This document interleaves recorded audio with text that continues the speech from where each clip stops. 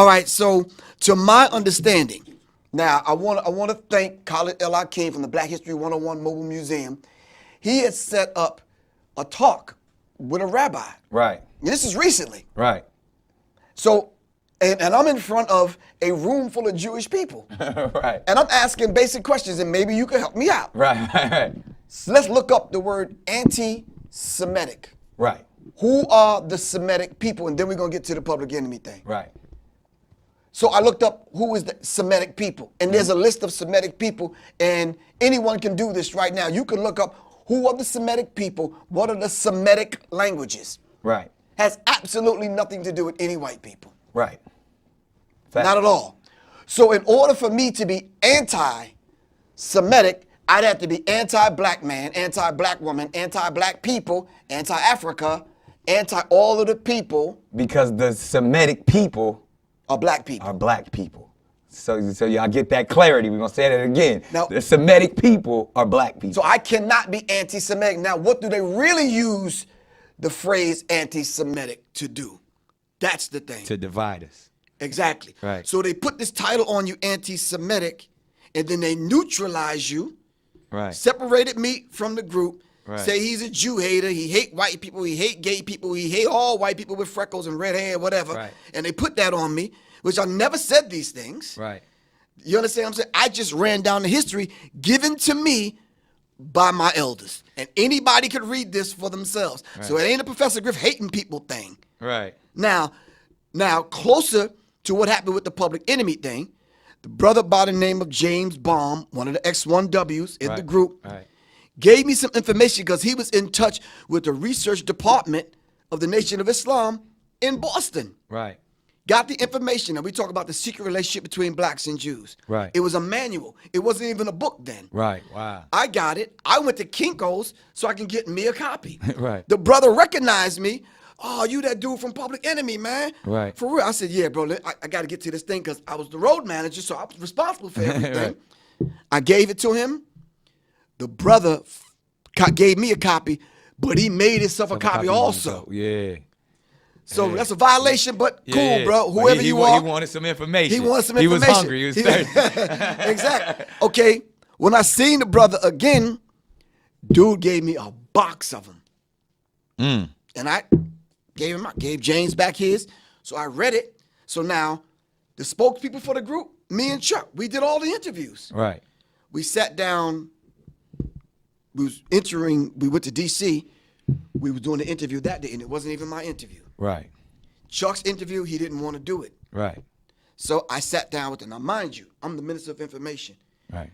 I got 2 suitcases now. Right. I used to carry with 2 suitcases full of books. Right. Right. And so I laid them all out on the table. So when I went into the interview, I was ready. Right. First question he asked is just like this. How we just got to lay it out. Exactly. Who controls the music industry? Well, what more am I supposed to say? You understand? I laid out the names, the people, the organizations they belong to. I laid it out. Now, mind you, this is not coming from Professor Griffith. I wasn't hating nobody that day. And was it in that statement? Was it just like was it white people, Jewish people, white supremacy? Like was it more just like you just kind of you weren't saying a hateful statement. You were just saying this is who controls it. I laid out the names. Right. Oh, so you specifically said said people's names. Yes. Oh, wow. People's names. At that time, because this was what, 80, 89, 90? Yeah, about 80, 89, yeah. Okay. Yep. And you just said people's names. And I laid it out, and right. I showed them the books. Right. And I looked it up and showed it to them. This paragraph says this. These people control film industry, TV, right. music industry. And as we know right now, these are the players. When we talk about media, there's 6 major corporations that control all of media. This is beyond the music industry, and this is you were laying that construct down back then and naming names, calling them to the table. But even as we sit right here today, there's 6 major corporations that control everything that is delivered to you as we speak. Exactly. So the 6 people can sit in this room and decide everything that we experience as far as entertainment. We watching the movies, reading the magazines. 6 people. Right. I laid that out. It wasn't a Jewish conversation. Right. It was about the music industry. The first 20 minutes of the conversation, we was laughing, joking, dapping each other up, talking. Right. His girlfriend walked in. We were talking about David Mills now, who dropped dead on a movie set. Right. His girlfriend walks in, and his girlfriend's white and Jewish. Well, I'm from Roseville, Long Island. We don't have no experience with white people like that. So I'm like... Except for Howard Stern. Exactly right. Exactly. So when she came and sat down, the complexion of the conversation changed. It became more, and I'm like... You understand what I'm saying? Yeah. A couple of times he even pressed the pause button on the cassette. Yeah, recorder. that privilege starts speaking. And right. So now he had to change his tone because now the white Jewish girlfriend is sitting next to him. Right. And she's getting offended by me calling out the Cohens and the Moskowitz and the blacks and the... Right. And I'm like, okay, but still no hatred involved. I'm just laying the history out. Yeah, we're just speaking facts. When I finished the interview, he admitted and said to himself, you know something, this is the kind of stuff that can get you in a lot of trouble. And I'm like, now keep in mind now, I'm in my 20s. Just like these conversations. No, exactly. Exactly. But fearless is. So, and you just saying what you're saying. You speaking facts. Exactly. There's no reason to be scared of anything when you're speaking the truth. So I left that interview with what you just said, with that. Right. And he faxed it to the Village Voice in New York. Right. Front page, blew up. He went out, and it's like, Professor Griff, anti-Semitic, blah, blah, blah, blah, blah, whatever. And when I first told Chuck, he said, so what? You told the truth. The truth is the truth. Right. Everybody's gung-ho. Yeah, Griff dapping me just up. Just what we saying right here. Hoisting me up on their shoulders. Yeah. A week or two later, I'm the boogeyman, I'm the bad man, I'm the this, that, and the other. Griff, we got to separate ourselves. Exactly, and I didn't understand it from someone. Now, this is the painful part. From someone I grew up with, man, since I was 4 or 5 years old. Right.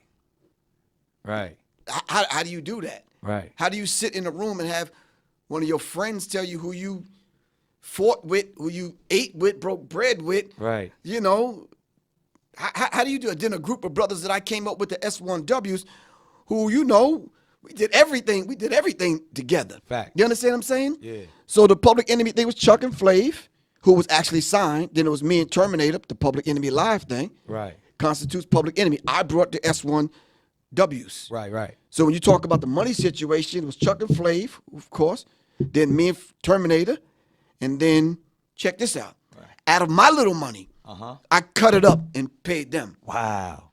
So it wasn't about the bread at all. It wasn't about the bread at all because Chuck said, 2 years in, we out. We said, cool, let's shake the industry up and get out. Yeah, y'all wasn't looking for. And that's the thing what people got to understand, too, especially back then. Hip-hop wasn't about money. Exactly. You know what I mean? And the only place where you actually could make money, because the hands that we had speaking it on lock. They had it on lock. It was slavery. Let's just keep it what it was. But live is where you could make money. And that's right. And that's from the blues days all the way to today. Exactly. Where you seeing all these cats with all these diamonds and all that, that's because they getting 50,000 a night. Exactly. That's because, and back then it was 1,000 a night, maybe. Thank you. And we were on a van driving ourselves. Right, and it's 20 of y'all. Right. Splitting up $1,000 a night. Exactly. So that's the real of it, and the whole idea of separating myself from these cats prematurely that we came up. Now let's keep the timeline in mind. Yeah. In the 86, 87, the album's out. Right. All right, so 89 would have been it. That's it. We done. Done. Because y'all was only set out to do Public Enemy for 2 years. That's it. Right.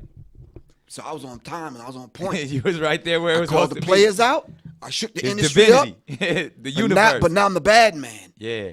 Now I'm hated now because I told the truth. Right. How do you walk around with that in your chest, Nick? How do you do that? Yeah. How do you walk around with now, but because I'm the bad guy in the group, I messed it up for everyone, so to speak. I'm like, whoa. Right. This is not what we discussed in my mom's basement, in Miss Boxley's basement in the garage. Right. At 510 South Franklin. This is not what we discussed. We was going to get in, shake it up, and we out. And so now I'm here, well, we didn't want to shake it up that bad. I'm like, come on, bruh. Right. Oh, so and it was just a simple conversation. It was a simple conversation like we're having right now, bro. And then, you know what, and because this is one of the reasons why I feel honored to speak with you, but I feel like it's so prevalent and so on time, is because what we're dealing with the Honorable Minister Farrakhan being silenced on Facebook and other platforms. Right. Neutralized. Neutralized. Right. Which COINTELPRO is still active to this day. And COINTELPRO, for the young people that don't know, the counterintelligence program. And when you say counter, it's like because we have so much intelligence and information, they want to counter that by destroying us, by neutralizing us, by silencing us. So what we're speaking of today, because they attempted to silence Minister Farrakhan right now, which is COINTELPRO actions and activations, and they did the exact same thing to you. Why? And this is just a question that I have, and even coming from that aspect of if the true children of Israel, if we're speaking of the Jewish community, if we're speaking of the Abrahamic faiths that Islam comes from, that Judaism comes from, that Christianity comes from, all comes from Abraham. And we are all speaking of brotherhood and unity. Why is this division? Why is it such a problem? Why is there so much fear, specifically in the black community, in the Jewish community? And I'm kind of, this is a leading question, which I want to get to, but why is it such a problem to speak the truth? I think it's a problem it became a problem for us because of the propaganda machine. But it's more of a problem for them. Right. Because they've taken our birthright. Right. They don't want us to be them. Not deeper than that. They don't want us to be us. They don't want you wrapping your head. They don't want. Wow. Nah, they don't. Now because you recognize. Right. And now they identified you. Oh man, Nick knows. Right. Who he is, and then now the flip side of that, you know who they are. Right. So let's dive into it. Who are they? When we speak of, because this is where it truly is, and when we talk about the 6 corporations, when we go as deep as the Rothschild, centralized banking, the 13 families, the bloodlines that control everything, even outside of America. When we talk about the people who, if we were truly the children of Israel, and we're defining who the Jewish people are, because I feel like if we actually can understand that construct, then we can see that there is no hate involved. When we talk about the lies, the deceit, how the fake dollar controls all of this, then maybe we can get to the reason why they wanted to silence you, why they want to silence Minister Farrakhan, and they want to throw that we are having hate speech when it's never hate speech, when it's not. You can't be anti-Semitic when we are the Semitic people, when we are the same people that who they want to be. That's our birthright. That's our birthright. So if that's truly our birthright, there's no hate involved. It's not. How did this message get so misconstrued? When we came back to claim it. Right. When we woke up and we came back to claim. If you steal my bicycle when we were 6 years old, and you riding around the hood with my bike, and now I'm 12, and I understand. I want my bike back. I want my bike back, man. Now you gonna kick up dust. Right. Right. You understand what I'm saying? And I'm brolic enough to get my bike back. I know some techniques now. I want my bike back. Right. I'm coming to get my bike. You gonna kick up dust. You might even have enough prowess and cockiness and wherewithal, because you've been riding my bike around. You made connections now. Right. And convince other people that that's your bike. Now you got a couple of bikes. You got a whole gang. You got a bike gang, and I'm over here walking. Walking, right around. So now when I go get my bike back, you done painted the bike. You done put some new wheels on it. It really don't even look like my bike. It don't look like my bike no more. Right. You understand what I'm saying? Right. So now I'm waking up, and I'm like, bro, I need my bike back. Right. For real. Right. How do you know that's your bike? Simply because there's documents here. There's paperwork here. There's receipts here. You understand what I'm saying? They're showing and proving that that's my bike, and I'm here to claim it, man. Right. You have to give it back. So when you start hearing songs like Michael Jackson, "Hype Me, Kite Me," and blah blah blah blah blah. Right. Nah, you can't say that. You can't say that. When you hear hate speech. Puffy talking about getting paid or getting like the Hebrew. Right. They want to mute the Hebrew. They want to mute that. Right. You understand? Even though we are the true Hebrews. Exactly. So we can't even tell the truth now. Right.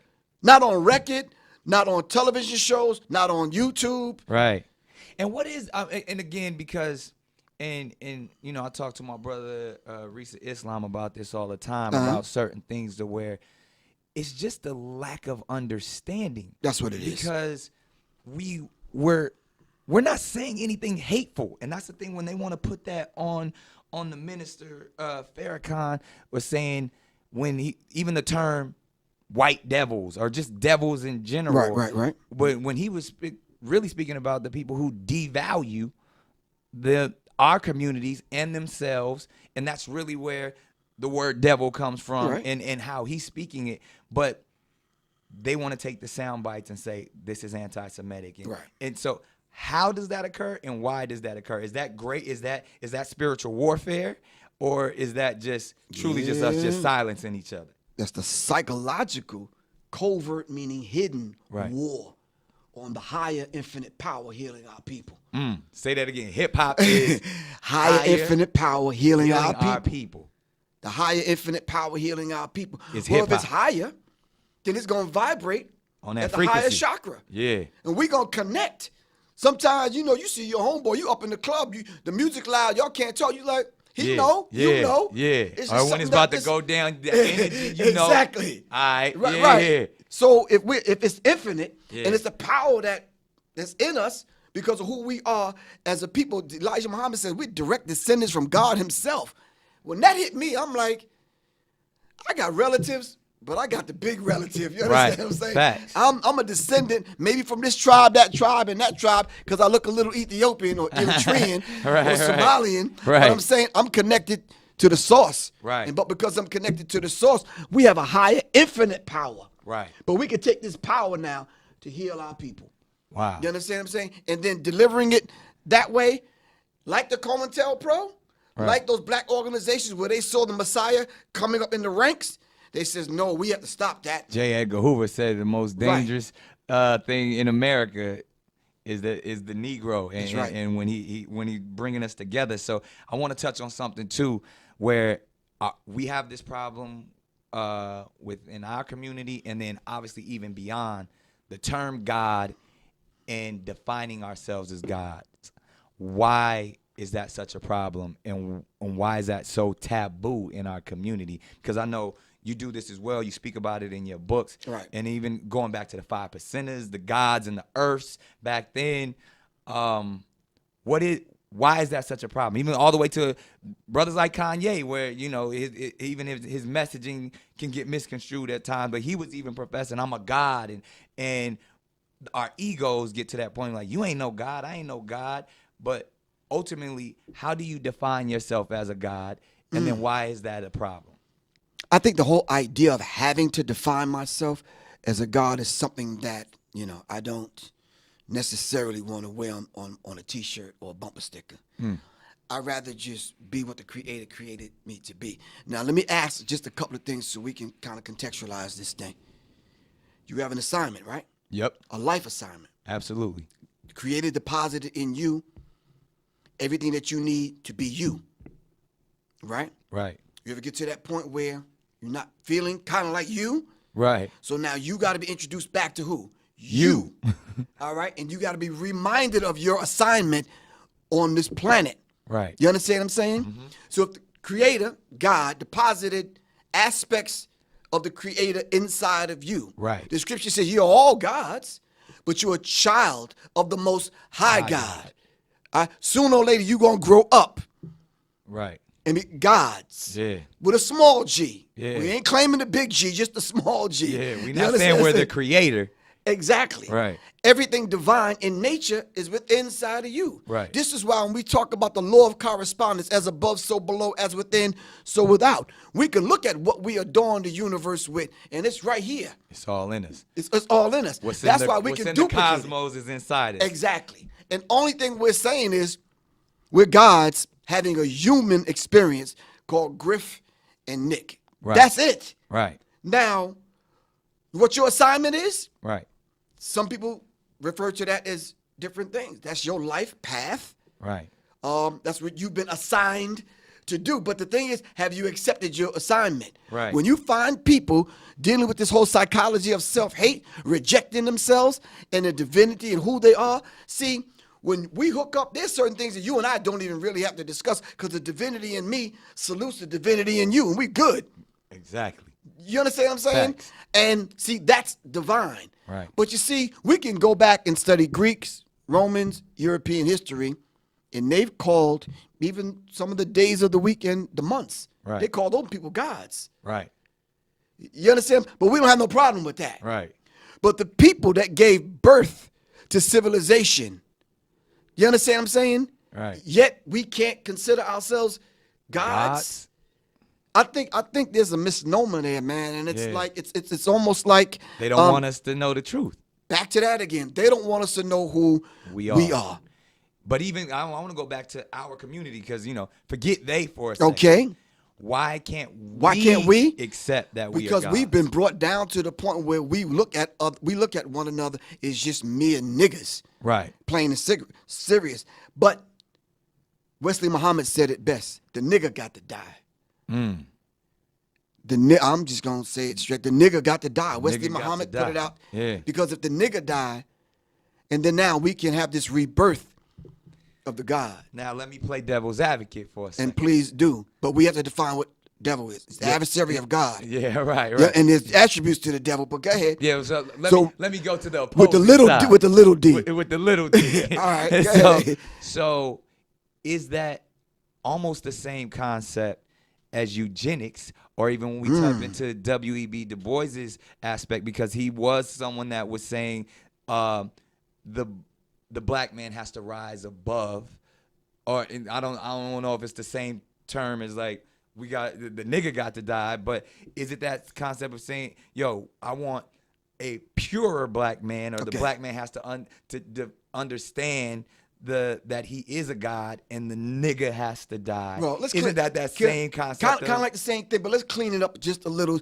so the vast majority of our people can understand it. The Christians say what? You have to be born again. Right. So what happened the first time? Because God don't make mistakes. And all of them people running around in the Bible that never existed, never had Bibles. I don't think people say that again.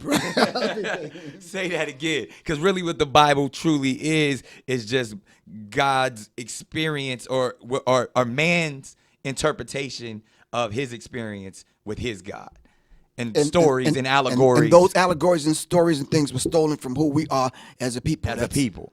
Right. That's our history book, so to speak. Right. Someone else kidnapped us, knocked us upside the head, put us to sleep, stole our birthright, and claiming that that's them. Right. So the story of which you know as Moses is really Mesis and an Egyptian tale. The story of Noah is really the poem of the tale of Gilgamesh and all of these things. Right. These all come from the motherland. But going back to what you were saying in that sense of who we are and who we define. So W.E.B. Du Bois came forth and said, the black man and woman in America is dealing with this double and dual consciousness. Yes. In a modern context, that's code switching. But right now, what is this dual consciousness that we're dealing with?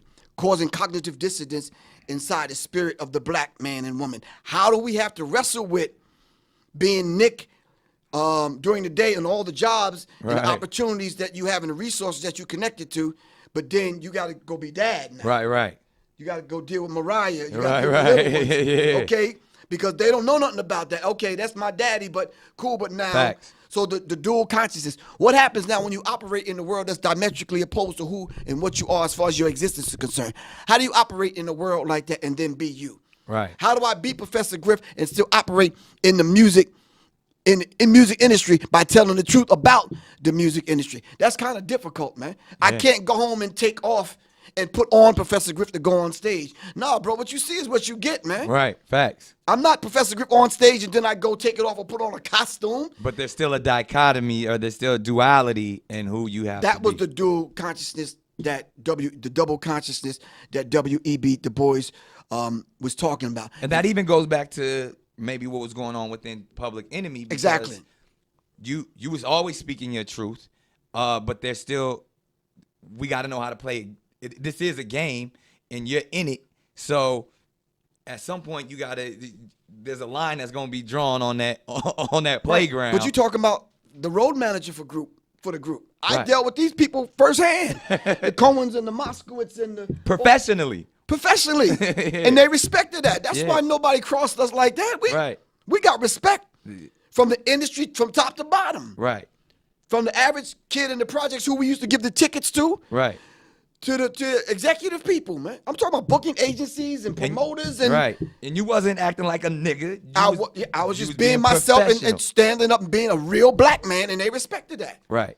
And with the respect, there was also some fear because they wanted you to still. There was a line that you weren't supposed to cross. Right. Correct. Man, not only that, but they wanted to put the fear thing back on the table to quote unquote let me know there's a line that you didn't cross. I never disrespected any Jewish people. Right. Ever. Right. You understand what I'm saying? Why? There's no need to. There's no need to. I just told the truth and dealt with them on a professional level. So ultimately, are we saying that there's a certain group of people that maybe they're scared of the truth? I think there's Jewish people, but I just think there's a group of Jewish people inside of that. You could call them Zionists. You can call them whatever. So let's dig into that for a second, because that's where and even sometimes I find myself wanting to debate this idea, and it gets real wishy-washy and unclear for me when we give so much power to the theys. Right. When we talk, and then the theys then turn into the Illuminati, the Zionists, the Rothschilds, the Bilderberg group, the Freemasons. Right. And as a community, I feel, and I've done this myself, I want to blame others for the position that I'm currently in. Right. And that often becomes when you say the privileged white girlfriend comes into the room and or the apologists or these people come in and say, why aren't you guys over slavery already? Or why are you always complaining? And why don't you do for yourself or pull yourself up by your own bootstraps? And my people were also oppressed. We hear all of this stuff all the time, which a lot of times I really can't debate what they're saying, because some of what they're saying, there's some truth in it, because we're often blaming and saying the theys. But I would love to dive in real quick, just for the people that are listening and watching, even specifically the Illuminati. Right. When we say, like, to me, I say fuck the Illuminati. I say it with heart so much so, like, man, I don't give a fuck about the Illuminati, because one, that's Roman Catholicism, which I don't subscribe to. Right. I don't care about this illuminated group of scientists that they thought they really they had some information and they were illuminated. I feel like, and I've heard you say this, and I think I wrote down your quoted that we are the illuminated ones. Right. So when this whole Illuminati that we hear about, I say fuck them. And I don't care about, because that's make-believe. When they want to say Jay-Z's an Illuminati, and this boogeyman concept, and all the people wanted to say I was in the Illuminati. I ain't no fucking Illuminati. I was like, black people don't even know how to spell Illuminati. Like, I done been to Jay-Z's house. Ain't no rituals going on over there. You know, like, so when I say that, why, as our community, why when we get in the conscious community, why when we get on YouTube, we see all this shit of, oh, they done sold their soul to the devil, or, oh, they throwing up signs. Like, I don't, fuck that shit. Like, but I do subscribe to numerology. I do understand symbolism. I do understand that there's spiritual warfare going on. But I, as someone who came from the projects, somebody who still got cousins dying in shootings, who still be in these prison systems weekly, I'm not gonna put a they on the or say that someone else when I know I'm God. When I know my power, I don't give a fuck about what they got or their story when I know they want what I got. Exactly. So why is it that we tend to give them so much power? And when did that come? And like, it has to be before slavery. It has to be before colonization, because even I've been to the motherland.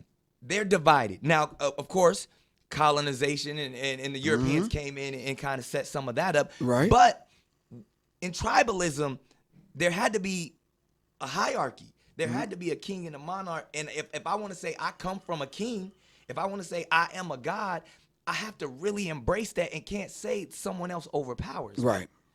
Well, I think we need to understand the sacred sciences that you alluded to, that we had, that you know that we have. Right. There are some people that came in sat at the feet of our ancestors and our people, learned and took that sacred knowledge. Thutmose and all. Exactly. Yeah, and then, second time, coming back to the continent, planned to destroy and take everything. Facts. We know the Europeans came in and raped and pillaged. Exactly. We know that. Thus, seeing how we operate and how we move and the deeper sciences that we know. For example, the Dogon. The name of my company is Serious Minds. Right. You understand what I'm saying? Right. But when I talk about this, I'm talking about the Star Series. Right. How did the Dogon know that was out there? Unless we mapped that out. Unless we came from that place and brought that. It's beautifully designed. Okay, exactly. So they came and figured these things out among us, and they crafted this society. And listen, let's just get something really, really straight. We are the first Freemasons. Yes. We are the illuminated ones. Yes. We are the first ones to establish secret societies. Yes. That's us as a people. They took all of that from us and set that up to rule what we call this present system that we live in right now. Right. They consider themselves illuminated ones among them. Of them. Because they put us to sleep. Right. So now How did they do that, though? If we were so powerful, how did and they this is a come question in and do that? I hear a lot, man. They put us to sleep by taking the very thing away from us that we depended on the most. If I said to you, what is the most important thing that keeps your life, that wakes you up in the morning and keeps you moving and motivated during the course of the day? Whatever that thing is, Right. if I took that from you, would you be able to exist? Nah, you No, took right? my essence away. I took your essence away, and then what if I fed you the wrong food? Right. You understand what I'm saying? Right, so right. now you're not getting the nutrients. Right. The essence of you was taken away from you. All right. And then I moved you from one location to the other and mixed you up with some people that you can't even really communicate with. Right. And I did this over a period of time in different places on the continent, because we haven't talked about brothers and sisters in Brazil yet. Right. In the African diaspora. That's where the most Africans went to. Exactly. To South America. But the job that they did on us here, they actually put us sound asleep. When's the last time you ever got that sound sleep? That deep sleep. You not only need an alarm clock to wake you up, but somebody to come and shake you. Shake you for a minute. And then even when you get up, you're kind of groggy. Yeah, right. So you have to be brought back. And then when you woke, as they say now, the essence that they stole from you has to be put back in you. Once that started happening, that's when we said earlier, they waking up, man. We cannot allow that to happen. And we see that it actually. But guess who? I don't mean to cut you off, but Yeah. guess who is behind the people that's saying that? They call themselves the Illuminati. We didn't call them that. Really? The holders of the light. Really? The light bearers. Still to this day? Still to this day, they consider themselves the light bearers. But now they hide it in different organizations and fraternities and sororities and groups and secret societies. Because I feel like there's, like, even Trump and this government in America, and we talk about, like, I consider those people the elite. Those are those top 3% or even that top 1%. But I'm not even sure if those are the people, this government, this Americanized government, are those same people that we're speaking of. No, they're not. And They're just not. for the clarity, that's what I want to put out there. No, they flunkies. Yeah, they those pawns are the on the ones- chess game. So, Yeah. And like, can we give these people another name? Because even when I feel like we talk about the Illuminati and like again, like, Okay, let's demystify it then. yeah, like, let's really break it down, because I feel like that's where we get it becomes the boogeyman when we talk about, and even like when we talk about these meetings, like the Bilderberg Group, which was a meeting that goes on in Europe once a year with the most powerful people in the world, the most powerful people in media, presidents, kings, queens. Queen Elizabeth be there. These are the richest people. These are the elite. They actually meet on world affairs, and where the Bilderberg Group, they housed it and were like, ooh, we want to bring powerful people together to show how we can make the world a better place and have this meeting. That's what they say. That's what they say. But ultimately, they're saying, what messaging, Domination and world control, are we putting out there? And then when we go and we speak about the New World Order, I have this question for you.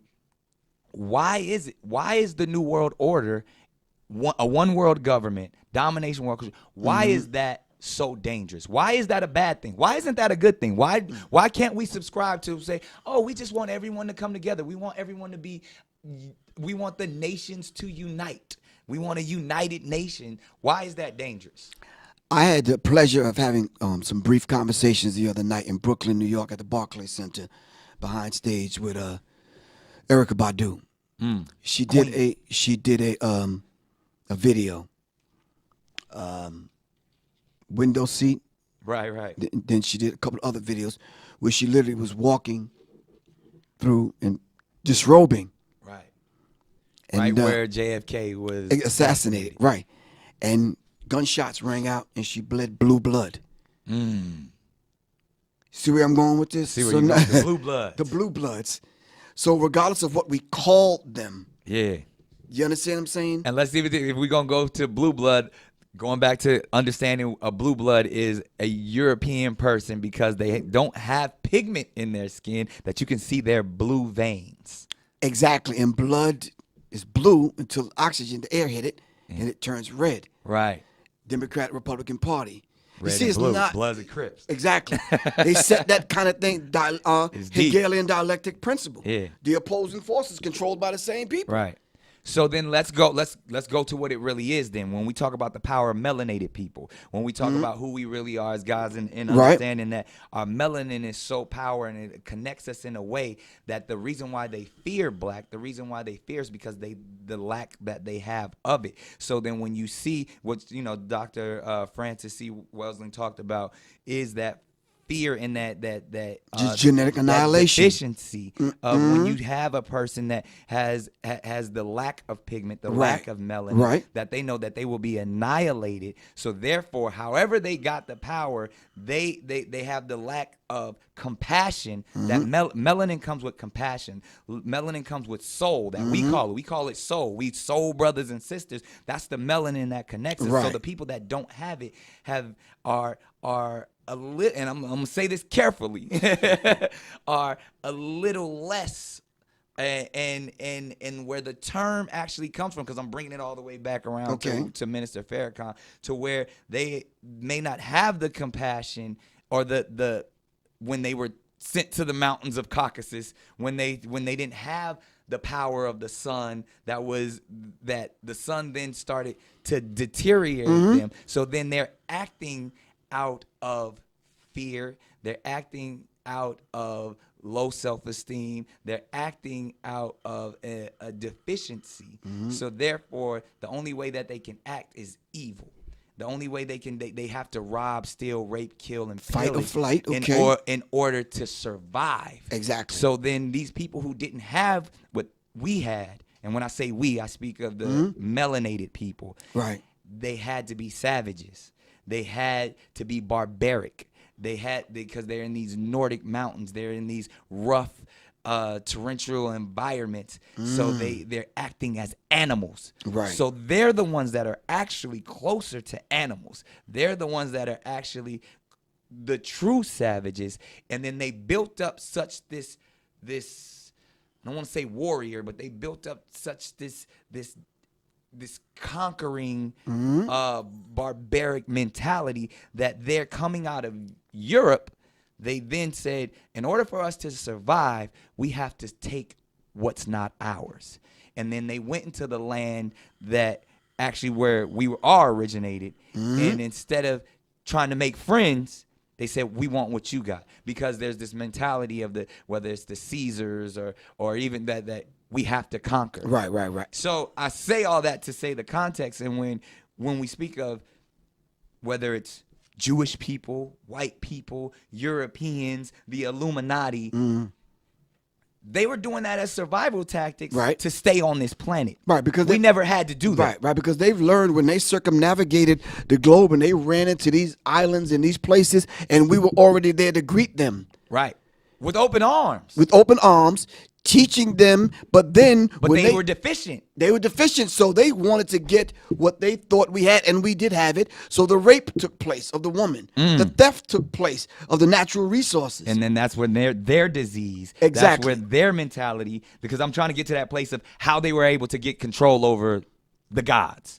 How they were able to get control over their original once they learned that, though, and now they raped and impregnated, left and came back, and they saw the child lighter, They said, wow, that's when they learned genetics.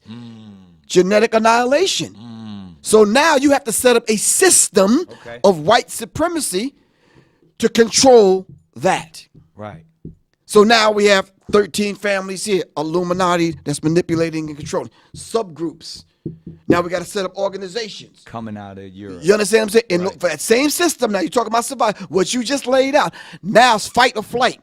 Now we have to set up these systems in order to survive. Right. But listen, not just survive to get some damn some hamburger buns and some cheese. I'm talking about on a genetic level. On the genetic, because they will, and that's even from the white nationalists to the white supremacy mentalities to Donald Trump himself wanting to build walls. Right. They're trying to keep their what they consider purity. Exactly, on a subconscious level. They're trying to stay alive. Because sometimes they don't know why they acting out. It's just been proven. It was National Geographic just put it out by 2050. Every person will be a person of color. In a minute. They saying that's as soon as 2050. So let me ask you something. So what is the subconsciousness saying? What's the fear? The subconscious said, I gotta survive. Right. What do I have to do? And that's what it's been from the beginning with the how do you do that melanated people. How do you do that and show love? I got to take natural resources because I may not be here in a minute. Right. I got to bomb these people back to the Stone Age because I'm not going to be here in a minute because I got to be able to dominate. War was created. Exactly, and control and dominate people. Okay. I have to survive on this planet. Right. You understand what I'm saying? Right. And as you call it, this is a Griff quote right here. Life is living in fear of extinction. Right. So, and that's what operating on a subconscious level. So they fear. So Dr. Francis Cress Welsing says when you show up, they view a grown, 6 foot tall, 230-pound black man the same as they do a 4-year-old. Yep. Because in us is the genetic material to annihilate them. Ooh, and that it's their fear of God. It's their fear. It's their fear of God. Exactly. And then for everybody, because I'm bringing it back in context again, because just so you know, we keep referencing, the great Dr. Francis Cress Welsing. Get that book, The ISIS Papers. If you haven't, it's essential. And in Griff's book first, get the Warrior's Tapestry. He says that book, as well as so many others, that everything that we're talking about, like it has been kept secrets, but it's not a secret. These books are out there for you to actually read upon, and they're all facts. Nothing. That's where I just wanted to get to. I didn't want to keep creating this boogeyman of they or the You have Illuminati. to demystify who these people are. We got to get to when we talk about who the original man is. Right. Is the original melanated man coming from the place that we call Africa, and which I always find this so amazing and compelling that Africa was named Africa by the Europeans, and Europe was named Europe by the Africans. Ain't that something? I had a conversation with one of the lost boys from the Sudan, and I asked him, "Do you consider yourself African?" He's like, "No." Yeah. They're tribal. Yeah. You take pride in your tribe. And I just came back from Uganda, and it's so when you look at it, they don't say, "Hey, I'm African." Exactly. They don't. Right. No, I'm from Uganda, or I'm from my family. They don't. We call it Africa, like or African American. Right. Now hold on 1 second. Now let's look at America. Right.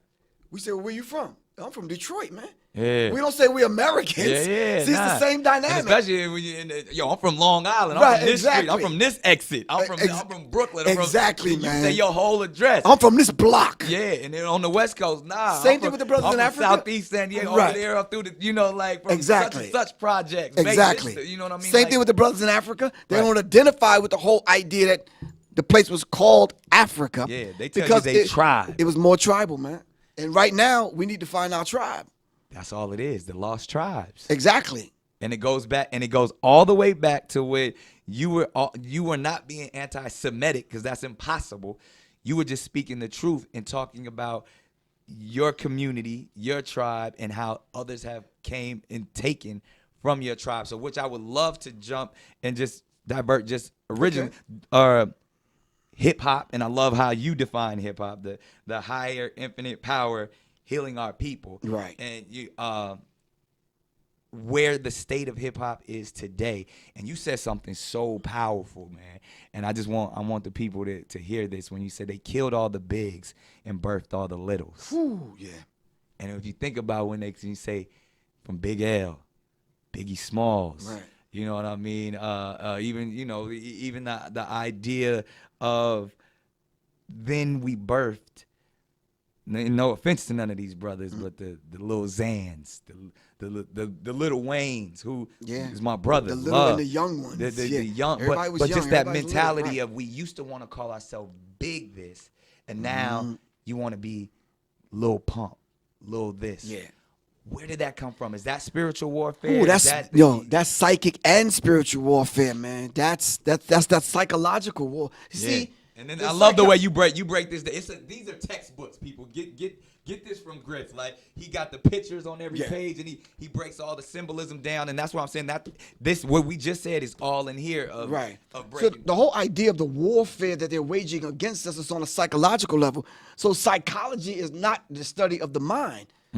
Psyche in ancient Kemet is the soul. The soul. So they waging a hidden covert war on the souls of black folks. Wow. Which goes back is where our melanin is. And the whole idea, the whole idea of killing off the bigs and producing the littles is part of it. Right. What better way to do that? Yeah. Now you got a whole generation of MCs, rappers coming up. Little this one, young that one. Right. As though you will never grow up and grow old and become a man. You're going to be little forever. You're going to be little for the rest of your life. So you come on now on television shows sucking a pacifier in the baby bottle. You understand what I'm saying? And we have to understand that particular. In a skirt or a dress. And they forgot that sister, exactly. Right. They forgot that Sister Soldier said, we are at war. We're at war for the hearts and minds of our people, man. And we have to understand that, man. Right. And one thing I want to talk to again, I'm going to play the advocate of the opposing advocate, as we call it, because I dealt with this personally on a personal level, and I would love to have some discourse with you about the emasculation of the black man, right? Specifically in the media. And the only reason why I feel like this is a good place to go, because from the big to the little conversation, because of now is the male to the female. Now we got everything now, which is ridiculous. To we got Snapchat filters turning our brothers into good. I done seen some of the most gangster people I know put this Snapchat filter on to see what they would look like as a woman, to where like all the way to like, man, if there was a wig and some makeup sitting right there, take the digital aspect out of it. So if there was a wig and some makeup right there, yo, Griff, put this on, man, so I see what you look like. Exactly. Would you do that then? But we'll do that with our phones and our screens, and we'll send it and we'll post it for the likes forever. So say that though. In media, and I salute my brother Dave Chappelle and so many other. We've all heard the famous story where he said Hollywood tried, there was a dress hanging in his and his trailer, tried to put him on it. And some of the brothers that I look up to and will forever look up to, from Eddie Murphy to Martin Lawrence to all of these people, have to in entertainment put on the dress. And a lot of people say they're selling their soul. And I'll go all the way back to my own personal story as a kid growing up on Nickelodeon. And not seeing any harm in it at the time in the 90s, did a skit where I dressed up as a girl. I mean, we in the Inconvenience Store and we ghetto girls, and like they wouldn't the skit on Nickelodeon, they wouldn't even allow something like that to air today, because we ghetto with the nails, and we really all I'm doing is imitating Martin Lawrence and Jamie Foxx, what they did with Shanae and Wanda, and all they were doing imitating Flip Wilson, what he did with Geraldine, and what our strong brother Richard Pryor was doing in This Way Is Up, and classic movies and things that we seen who we consider the greats do coming before us, but we're not seeing that psychological warfare of they want to, which Dr. Francis talks about, is when we see these images of, because there's a lack of fathers already, there's a lack of male figures, and we understand the black woman is the ultimate creator, but when we are emasculated and we don't know how to be men, and we think it's a joke and we think it's funny, and I see it like now, I don't regret anything in my life, but when I see the 18-year-old version of me prancing around for the joke in a dress, in a wig, I'm like, damn. Like, was that me just being funny, or me thinking, this is funny? Where, I'm as heterosexual as it gets, but the messaging that I was putting out there, and then not that there's any, as to each his own. What you do in your bedroom in the dark at night, that's your business. Mm-hmm. But to me, as I know, was I used as a pawn, as a young boy to make people? I'm thinking I'm making people laugh. But was there a psychological warfare? All right, well, let me ask you something. Did the laughter die down? Did you grow up? I definitely grew up. Now, what would this Nick Cannon say to that one? Bro, look at me though, bro. I want you to... Yeah, but that's what I'm saying. So what would this Nick Cannon say to that one now? The information that I just said, I would give that, but exactly. I would still say make your own choice. Right, you know the price that you're going to pay for that though now. Right. You woke up. Right. And now you got to talk and speak to that young brother that put on the dress. Put on the dress. So when I laid it out though, but I wouldn't judge that one. I wouldn't tell. Right. We don't have to judge. I would give him the information. This is life lessons. I would give him the ISIS papers. Right. I didn't read the ISIS papers when I was 18. I didn't understand that there was a greater mission to destroy us. Right. I thought I was just there to make them laugh. But even if for someone who was awakened like a Richard Pryor, right, still would say, yo, there's nothing off limits when it comes to entertainment. You said, you got to get their attention first. And you know, whether it's putting on a dress, whether it's calling yourself little this, whether it's making a song about shaking an ass, like to when we talk about brothers like, you know, Nipsey and his gangbang affiliation and its terminology that may not be helpful on the surface, but when you see the brother's beautiful spirit, when you know my ultimate mission, when you know that ultimately these are brothers that trying to help the community, but we got to get their attention first. Right. I got a friend of mine, Black Dot. He wrote a book called Hip Hop Decoded. Okay. He said in the book that they take the lowest essence of our culture and give it maximum exposure. You understand? Black Dot said they take the lowest essence of our culture and give it maximum exposure. So that's why we glorify our strip clubs. That's why we glorify our gang and it's banging. over the top for many reasons. And you mentioned one, for the laugh. Right. Now it's for the bag. Right. Now it could be for some other reasons. Right. I want to buy my mama a house, and we give it all the excuses and the reasons. At the same time, the ultimate agenda is taking place. We're falling right into it. Right. The ultimate but it's plan, always been that, because that's the reason. Like, I wanted you to say that again, because I want to go all the way back to Step and Fetch It.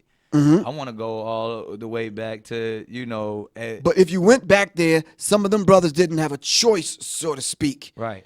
Because of the degree of poverty. But do we still have the choice now? Does NBA Youngboy, does Kodak Black, they don't have a choice, but because they're living their truth. All they saying is, this is all I know.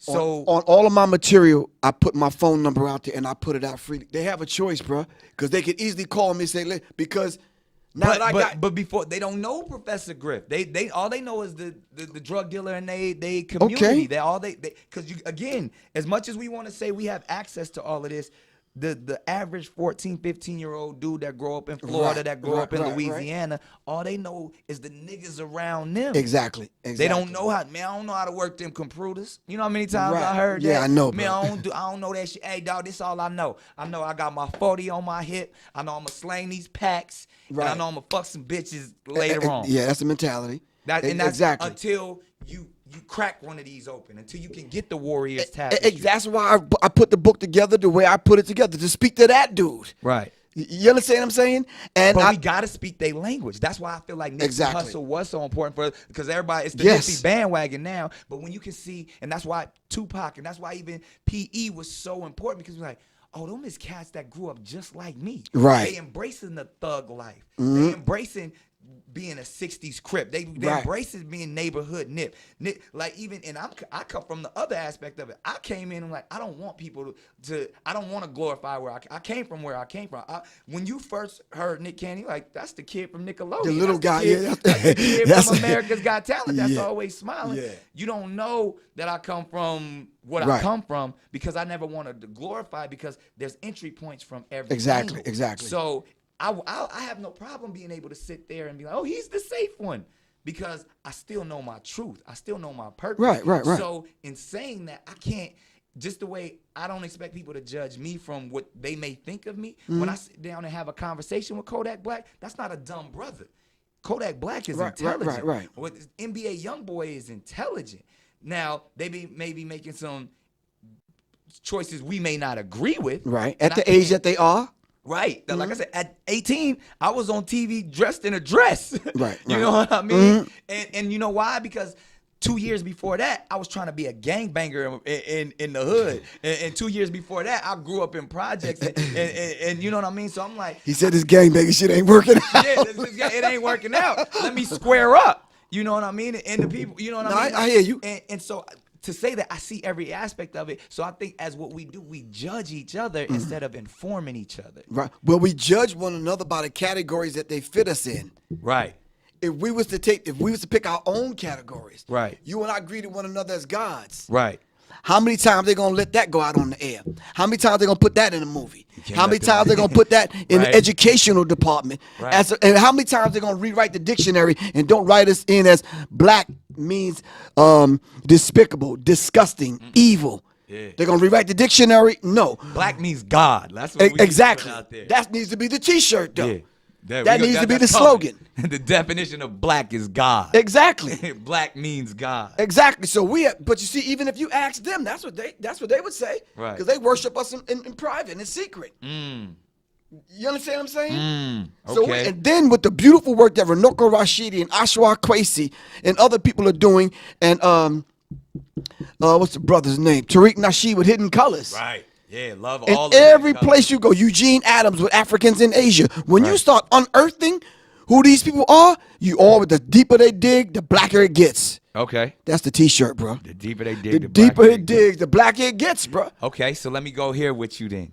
And I'm going to play for the other side just for a second. When we get to the origin of when we say as deep as we go, and ultimately if it's all about becoming one and understanding who the original man was, and if we all come from the same thing, and the purpose here, our assignment is to love and to have understanding, right? And knowledge supreme, wisdom, and all this understanding ultimately is rooted in love in the core. And if that's our message to spread through the cosmos, why all of this division? Why all this compartmentalization and categorizing each other? If we're the original, if we're where it started, if they want what we have, and ultimately what we have to give is love, why does it matter if one person is Jewish? Why does it matter if one person is Christian? Why does it matter if this person has less melanin in their skin than the other person? I think the thing that the most honorable Elijah Muhammad said that makes them devils is the fact that they've been taught a doctrine, a teaching, coupled with the fact that you and I said they had to survive, so they did the things that they became and who they are.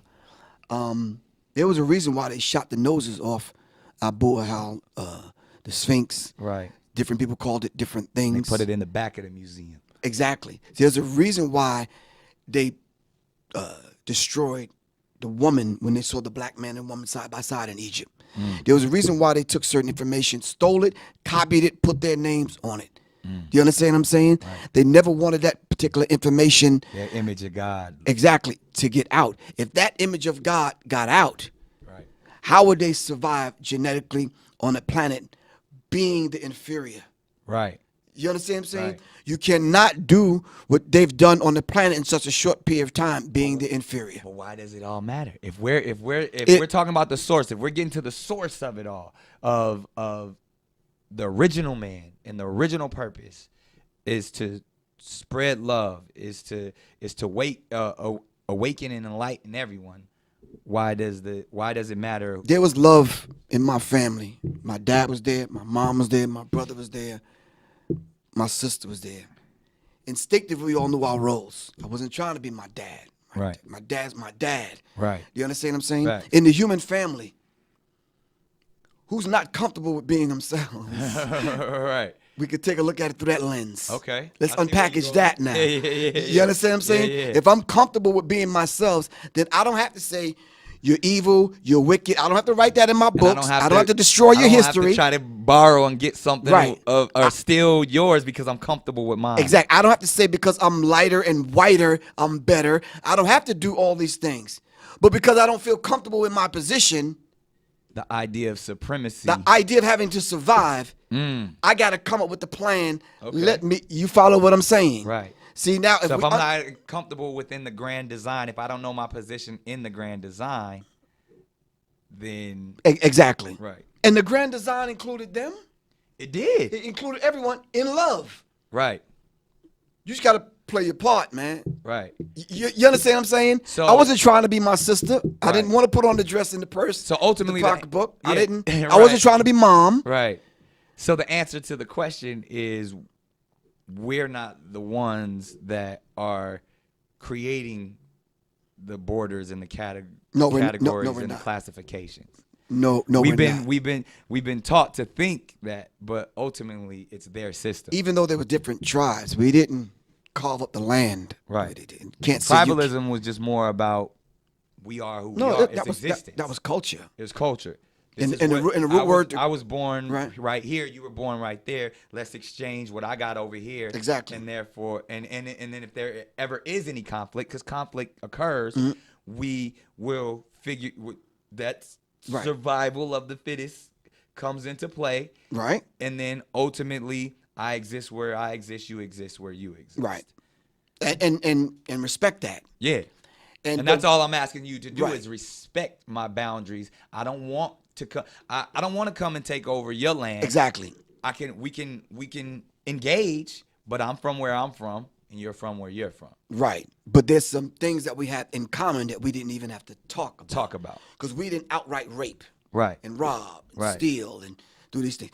If a couple of your cows came over and destroyed my vegetables, then somebody has to pay for that. So you got to come work this land. Right. Some call that slavery. No, it wasn't that. You had to repair my crops that you destroyed. Right. You understand what I'm saying? Absolutely. Someone looked at that and says, well, look, I could take thousands and millions of them across the water, brainwash them, and I could build an entire nation for myself. Right.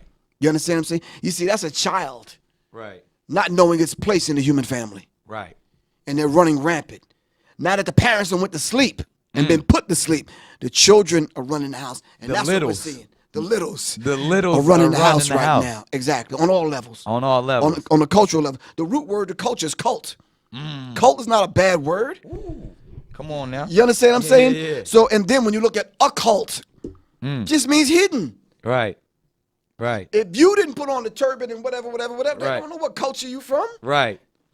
Facts. If you didn't call yourself Nick Cannon, but you went by one of your original names from your original tribe. Right. It's like it's all love. But see, they can't respect that, They can't respect You know why? Because you represent a man that's woke up. Right.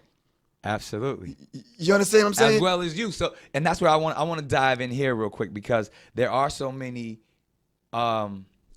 misconceptions about who Professor Griff is. There's a lot of you don't have me crack the book open. and I want to dig just for a moment, because you've only been allowed to tell a portion of your story. Right. And then obviously we know within the media, they spin it the way that they want to spin it. Right. And they look at you as dangerous. They look at you on the same levels of someone that may need to be silenced in those COINTELPRO type of scenarios.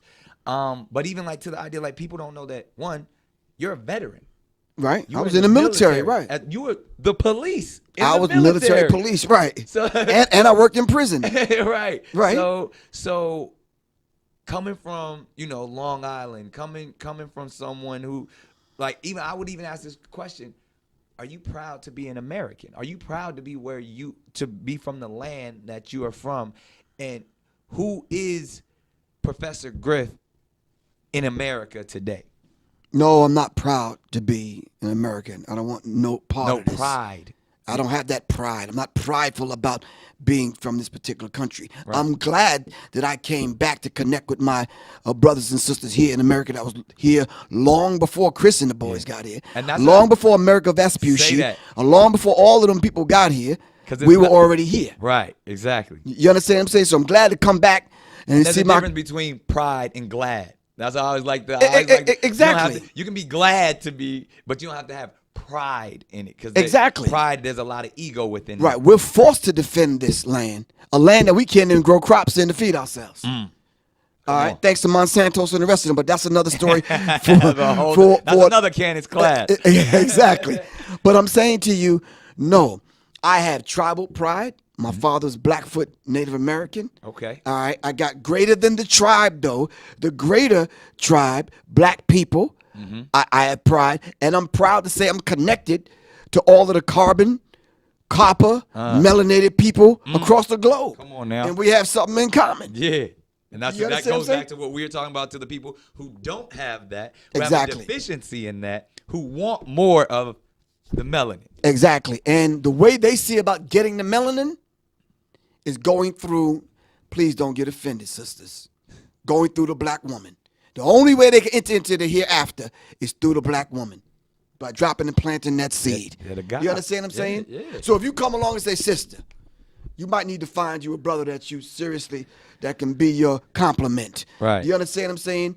And then we get into colorism. Yeah. And these seats, the lighter and the darker. Right. Who has more melanin in that? Who set that in motion with the Willie Lynch letter? Right. See, but every time they see any glimpse of us coming back to ourselves, to connect back to the self.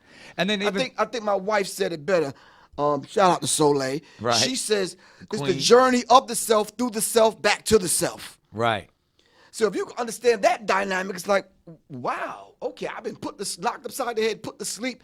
I was the God then. Right. I've been put to sleep. Now I'm waking up. I don't even realize I'm a God, but I'm settling on being a nigga. Right. No, see, that's the journey of the self. Right. Now I got to get back to the self. So guess what happens with these books? Right. I got to introduce Tay Tay and Twan and Peanut and Day Day them back to themselves. Guess who gives me the most opposition? The same people I'm trying to wake up. Exactly. Who's the dude pulling a gun on me, wanting to rob me? Who's the dude that shot the window out of the car I was in? I'm going on my way to Vegas from LA. Right. Who are the people that burned my house down right here on the west end of Atlanta? Who are the people that poisoned me with the drink? Who's the people that made me impotent? Me. The same people I'm trying to save. Right. Here I am, can't walk, can't pissing blood, and all this other kind of stuff for 6 months. Right. Because of what? Because I'm speaking the truth? I'm like, wow. So to a degree, I understand people saying the government came after Nipsey. I understand because I lived it. Right. Right. For telling the truth, but getting thrown under the bus by the rest of the brothers. Well, ultimately, it was the concept. Exactly. The idea that, wait a minute. Let me brainwash and desensitize this brother so much that I can turn him against his own that's trying to enlighten. Exactly. But I'm going to say this and take it how the people want to take it. There's some people walking around here right now that never thought I'd see this day. And this is dangerous for them. Too dangerous. You know why? Because, wow, Nick doing the damn thing. Yo, Nick this, Nick that. He got the platform, whatever. But Griff? Right. Like, why are you letting that?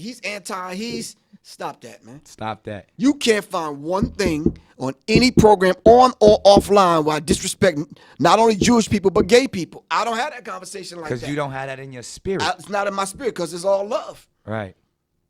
So how is that message so misconstrued?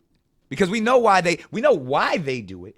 We know why we seen COINTELPRO. We seen that they believe that we are dangerous when we unite. But Nick, let me ask you. So let's just be frank and upfront and real. Let's act like these cameras are not even on. Yeah. You mean to tell me you think they would allow a man like Professor Griff to strive, survive, and be successful in front of young black men not on drugs, not gay? I don't eat swine. I don't eat meat. I'm a vegan. I got a beautiful wife. I'm taking care of my family. Blah blah blah. You think they want that image to get out? Okay, so let me ask you this thing. Why am I allowed to do it? Because I want to be like Griff.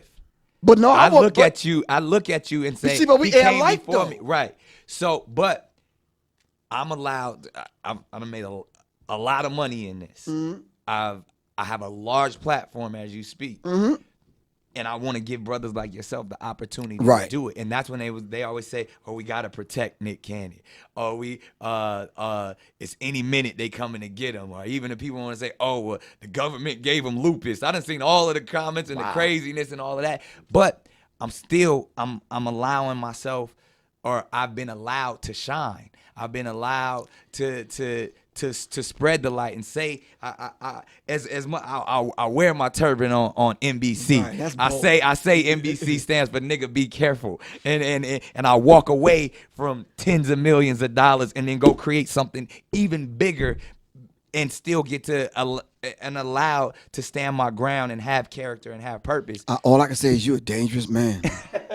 That's what Dick Gregory said. You're a dangerous man. They coming to get you. But it's only because I stand on the shoulders of brothers like you. Oh, I give learn thanks. from you. But how many people actually say that, though, Nick? Come on, bro. But it's the truth. No, let me tell you something. And the people watching this will know this is rare. People don't invite me to shit. When have you seen me on a documentary film? Never. Right. So when they say, well, Mr. G says, yo, Nick want to meet you in blah, blah, blah, blah, blah, and Dr. Sabi thing and the Nipsey, I'm like, you sure? Yeah. Mr. G will tell you, I'm like, yo, you sure?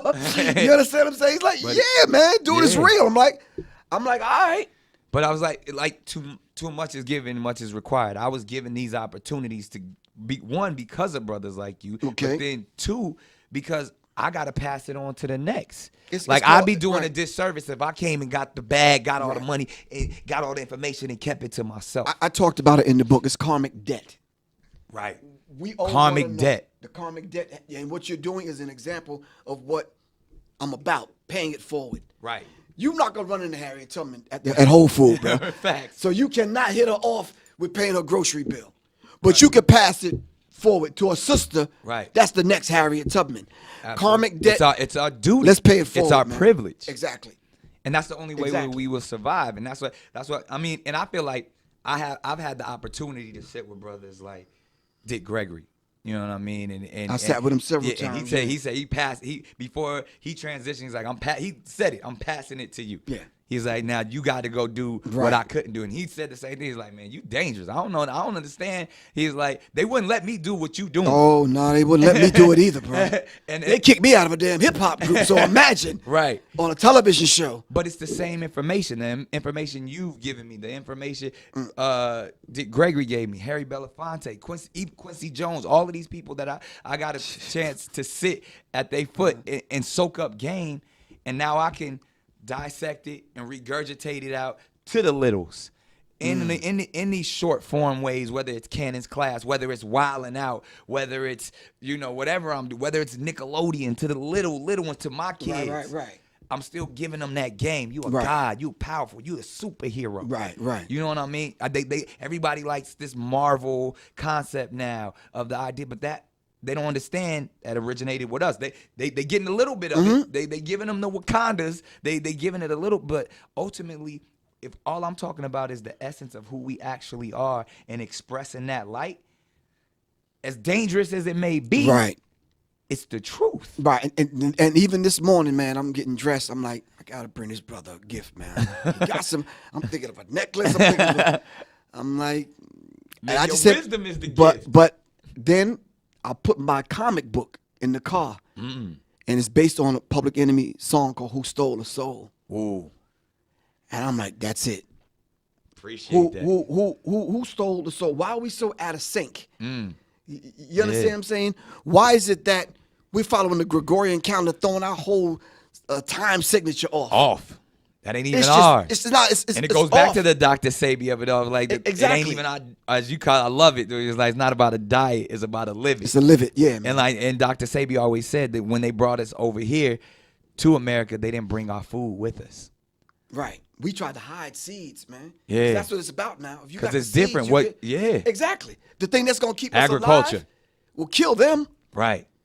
You understand what I'm saying? Facts. The foods that vibrate on a high level, the minerals and that kind of thing. And Goes back to what I'm saying. We soak up the sun. We get power from exactly. the sun. We process it. They You die understand? on the sun. Exactly. The sun kills them. Exactly. It empowers us. Right. With a high form of alchemy, we turn that into, we can get melanated and mellow at night. But when we serious, we get in that sun, we get turned up and lit. You understand what I'm saying? Because we got the melanin to do that, man. Right. Yeah, and a pineal gland that allows us to astroplane and do all the things that we do. Yeah. Exactly. But they don't get that. Exactly. So brothers were saying, yeah, I'm having trouble with this. Blah, blah, blah. I said, bro, sit still for a minute. Take the jewelry off because you're interrupting the frequency. Yep. Pick your hair out. Let it Right. stop And dying meditate. and frying it. And You're just right. sit quiet for a second. It'll come to you. It'll come to you.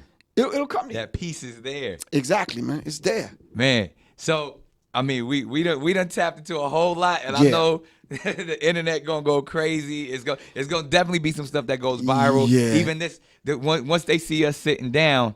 The mere fact that we're sitting together having a conversation, man. You understand what I'm saying? Dressed in the black robes. Right. Who are the other people with the black robes that's faking it, though? They wrote the thing and they said it, not me. Right. They have a secret covenant, not me. Right. They plan to poison the water, poison the toothpaste, set up chemical plants and all this kind of stuff, bringing us down to our knees, putting all drugs there. It's all there. I laid it out. It's all there. So even if the Creator called me home tomorrow, I said, listen, I did my part, and I'll be happy. Right. I'm going smiling. You understand what I'm saying? Right. And like Marcus Garvey said, I'm coming back. Right. Not only in the whirlwind, I'm coming back in the water. I'm coming back in your consciousness. I'm serious, Energy man. never dies. It never dies. It's constant. It Right. just changes forms. It's swift and interchangeable. Right. And that's For what real. you said. When we on the same frequency, the power that we could do. Exactly. It's out of here. Hey, well, I appreciate this session. It's definitely an honor. One of my favorite canon classes that we've had. Really appreciate so you, much knowledge. But no, you dropped the jewels, though, man. It's like, I'm sitting there like, okay. Yeah. And it's out there. It is the truth. Right. That's the thing. So we do it in an unapologetic way.